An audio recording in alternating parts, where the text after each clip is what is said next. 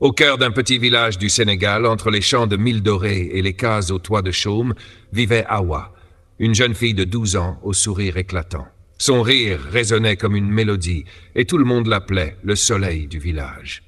Mais derrière ce sourire se cachait une histoire bouleversante. Awa avait perdu sa mère très jeune, emportée par une maladie soudaine. Son père, Ibrahima, pêcheur, faisait de son mieux pour l'élever seul, malgré la pauvreté. Chaque matin, avant d'aller à l'école, Awa aidait son père. Elle ramassait du bois, apportait de l'eau depuis le puits et préparait un simple bol de bouillie de mil. Malgré les difficultés, elle restait joyeuse. Son rêve, devenir médecin pour soigner les enfants de son village. Un jour, son école annonça un concours régional. Le meilleur élève serait envoyé à Dakar, avec une bourse complète. Mais Awa n'avait ni livre neuf, ni cahier, ni lampe pour étudier le soir. Elle révisait à la lumière tremblante d'une bougie, souvent entourée de moustiques, parfois le ventre vide. Pourtant, elle ne renonça pas.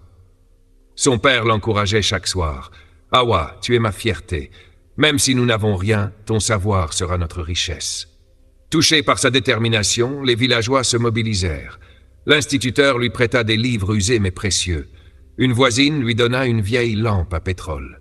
Même les enfants du village se relayaient pour lui laisser un coin tranquille afin qu'elle puisse étudier. Peu à peu, Awa devint un symbole d'espoir. Tout le village voulait qu'elle réussisse. Le jour du concours arriva.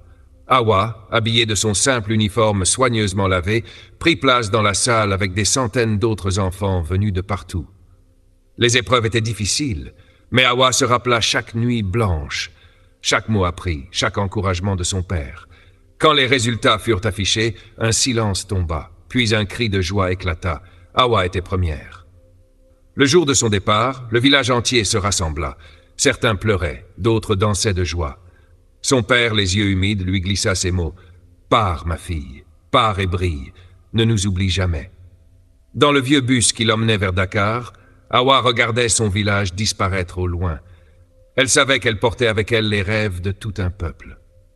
L'histoire d'Awa est celle de nombreux enfants au Sénégal.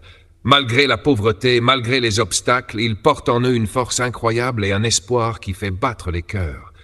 Awa n'était pas seulement une élève brillante, elle était devenue le symbole de la persévérance et de la solidarité sénégalaise.